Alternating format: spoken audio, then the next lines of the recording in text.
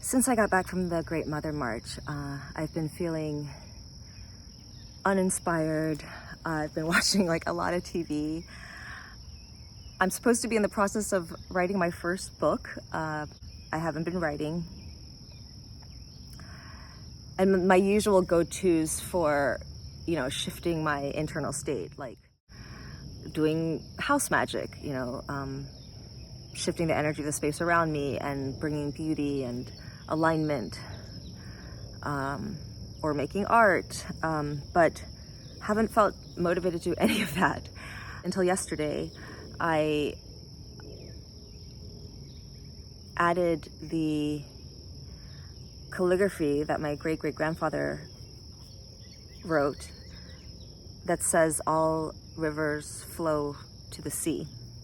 And I felt like it was a great reminder, as the river has been a theme that keeps coming up, of just surrendering to the flow, taking the path of least resistance. And then, as what often happens is, once I realized I wanted that up, then I wanted to shift the couch and then redo my altars, and the magic started happening. And I was so happy, like, finally things are shifting. You can't make this stuff up. As I was moving, so there's this statue that belonged to my parents of a reclining woman that was by the window where the plants are. And I thought, okay, I want to move her front and center on my desk so that I'm reminded to, that it's safe to relax, to be in repose. And as I was moving her, she was very heavy, but I leaned forward to put her on the edge of this desk, and I did something to my back so that I could not move. I ended up laying in bed with an ice pack, and I had been packing to go to the Sanctuary of Beauty, Tony's condo, and have time there to write, and instead I ended up watching more TV, laying in bed. And then I realized this book is centered around the first story of the trilogy, The Sun and Moon Making Love, in which the moon feels ashamed and purposeless and wonders why she's here. And she transforms when she has no choice but to allow Mother Earth to hold her and to remind her of who she truly is. "What am I doing here?" she cried. "I don't sparkle like the stars. I can't fly as the winged ones do, and I have neither freedom nor power as the wind and the rain. Why am I here?" And her heart grew so heavy that she found herself falling to earth.